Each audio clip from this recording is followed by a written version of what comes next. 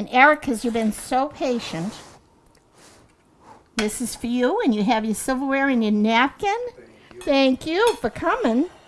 That is perfect. Really? What do you taste in there? You can taste everything. You can taste the garlic parsley, the garlic chives, like the fries and the sauce, the cheesy sauce, and the chicken, all with it. It's so juicy and it tastes so good. And it's all one meal, all in one, and you did it. You came up with this. And I'm going in. I'm going to try one too. What do you do? A little chicken? A little chicken, a little bit of the parsley, and the fry also with the cheese sauce. Man. So how does it rate with mac and cheese? Did we step it up a notch? Yeah. Definitely. Oh. You can taste all the flavors at once. You can taste the juicy chicken along with it also. That chicken, because Aiden pounded it out just the right thickness, and it's all done. And that's important, to have your chicken almost as close as possible to the same thickness, and that gives you a juicy, tender chicken, which when you're using chicken breast can be very dry. What do you think, Eric? Is it a thumbs up? Oh, good. Now, this is our s'mores dip. And you know what we need with that is a shovel. So we're going to serve this and see look at how nice it came out on the top. And it's all melty. All the chocolate on the bottom. On the bottom. Boy, this looks pretty good.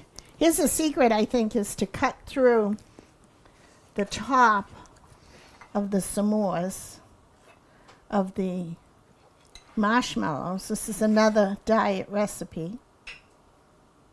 And try some. We have here, what are those, Aiden? The crackers that you would usually use for s'mores. Right. This is what we're going to use for the s'more dip in this case. Yep, like graham crackers, right? Crack it in half. Okay. And then get a little bit of the chocolate in the marshmallow. It's a little messy, but I'll tell you, it looks worth it. And don't forget there's peanut butter cups in there too. Yeah, so you get a little peanut butter taste. Do you need a spoon with that, Aiden? Should be good. Okay. Wow.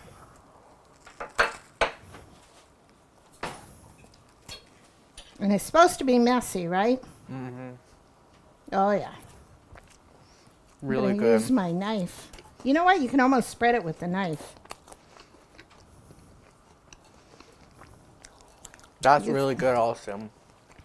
It's gooey. It's a challenge. Tastes amazing. Is it warm? Yeah, it tastes amazing. You can taste the peanut butter and the chocolate. Mm-hmm.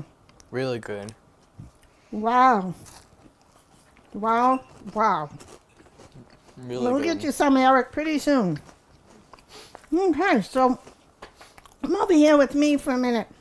What was your favorite part of cooking tonight? My favorite part was probably making the chicken in the beginning. Pounding the chicken, making it flat, and then when she breaded the chicken using the eggs, the flour, and cutting that all up, and then adding it in the oven, hitting in the oven, and when it comes out, and then you put it all in the cheese sauce. Like when you added it on the fries and then added the cheese sauce on top. That was a really good part. Yeah. A whole meal. And remember all the ideas that Aiden shared with us about doing your Mexican chicken, a cheeseburger, poutine. You could do onions chopped on the top, an Italian version, a pizza one. There's no end to this. We gave a lot of good ideas. Yeah. So I want to thank you for being here with me. You really made it fun. You You're really very welcome. did. I had fun being here. You did. You're Yeah. just saying that because it's true. And I want to thank you all for watching and for all your suggestions, including Aiden's suggestions too. And try these recipes. Get your kids in the kitchen cooking with you. It's so fun. So thank you for watching. Thank you.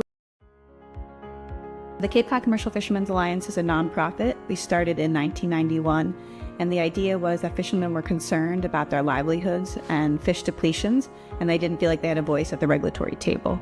So the Fishermen's Alliance started to give fishermen an opportunity to have a voice both at the local, state, and federal level. And we spent a lot of time advocating for habitat protections and sound policy decisions, and we also championed for a seat at the New England Fishery Management Council. So for the last 30 years, we've been working to really advocate and to lift up small boat community-based fishermen here on Cape Cod. So the main mission is to join community members, scientists, and fishermen together so that we can promote sustainable fishing practices and healthy, vibrant fishing communities. And so we really support a healthy marine environment. We want to make sure that the regulations match the science and that will allow young men and women to continue for generations to come. We also believe in cooperative research, so engaging fishermen with scientists in our region so that we can have a better understanding of our ocean environment.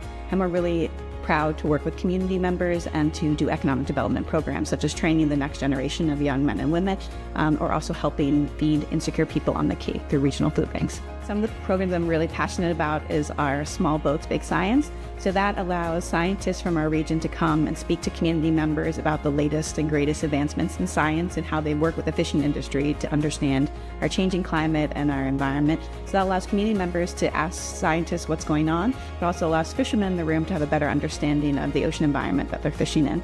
We also have Meet the Fleet, which I love. It allows a local chef and a fisherman to talk about a particular species. So the fisherman will give a day in the life of what they went after, how the gear type works to harvest a particular species, and then the chef will prepare a delicious sample for the community members to try. And so it allows them to ask the chef how they prepare something, what type of ingredients, so that they can feel confident at home to buy local and then feed their families local species. We have such diversity of seafood here on the Cape, and so encouraging community members to try new species that they might not have had before is a helpful way of supporting local fishermen as species continue to move into our waters. We also have a fishermen's training program.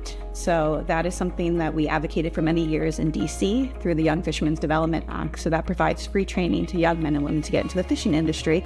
And we have worked last year with the Brazilian community. We've also worked with high school students. We've offered kind of advanced training such as welding, but it's an opportunity to get more young men and women or new entrants into the fishery and to show that it's a viable way of life. I think fishing supports both part-time and full-time workers here on the Cape, and so finding ways to bolster that is really important here. Another program we have is our Small Boats, Big Taste program. And so that started in 2020 when there was food insecurity challenges exacerbated by the pandemic. And so our goal was to help feed people in need through local regional food banks, but also allow fishermen to continue staying on the water. So our first was our haddock chowder, which was a great success. And then ultimately we moved on to a Provençal fish stew, which is made with local winter skate.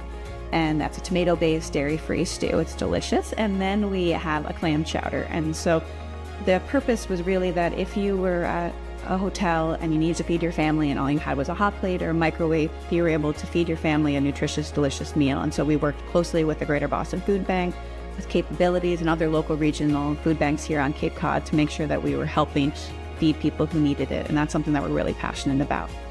At the core of the Cape Cod Commercial Fishermen's Alliance is our healthy marine environment. We think it's really important to have healthy, vibrant fishing communities, but also a healthy ocean ecosystem. And some of that is in terms of sensible fisheries regulations and policies, such as habitat protection. We're very passionate about Atlantic herring, which is a forage species that's a critical link in our food system. We also believe that promoting working waterfronts and giving access to fishermen to be able to have a successful business will ensure that young men and women want to get into the industry and see a viable future. Something that I'm most proud of at the Fishermen's Alliance is making sure that fishermen's voices are heard. Fishermen, especially small boat community-based fishermen on Cape Cod, are like farmers where they have to choose to go fishing on good weather days. And it often means that they are having to compete with large corporations who can send lawyers on their behalf. And so my role is really making sure that fishermen feel confident that when they're going fishing, they are able to feel that someone has their back at that regulatory table. So to get involved with the Fishermen's Alliance, you can visit our website at capecodfishermen.org. We definitely encourage folks to email us directly if they'd like to volunteer. We're always looking for volunteers. We do have a peer host program where we have people that educate the public about commercial fishing at the Chatham Fish Pier, and that might be another way for someone who wants to just learn more about the commercial fishing industry. Commercial fishing is an important part of our blue economy here on Cape Cod, And if people do not know, we have 15 towns on Cape Cod, and each of those towns has a vibrant working waterfront and commercial fishing industry. I think oftentimes people may not realize that many fishermen are from multi-generational families. Their grandparents have done this, and they want to continue to pass on that tradition to future generations. This industry is strong both historically but also currently, and it's an opportunity for young men and women or people who are interested in the industry to be involved. We are excited at the Fishermen's Alliance because we are ensuring that there is a future for commercial fishermen so that they can feel confident in their business planning and be able to successfully harvest and provide local delicious seafood to their community members. I think many fishermen take a lot of pride in that, and that's something that we are always supportive here at Cape Cod Commercial Fishermen's Alliance.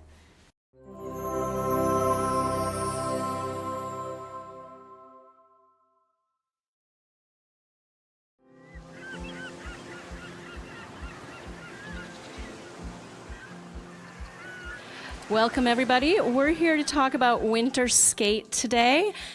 With that, we're going to bring up Captain Scott McAllister and crewman Sean Connors. Come on. Day in the life fishing for skates. So in the wintertime, you chase them south of the islands. They kind of vary.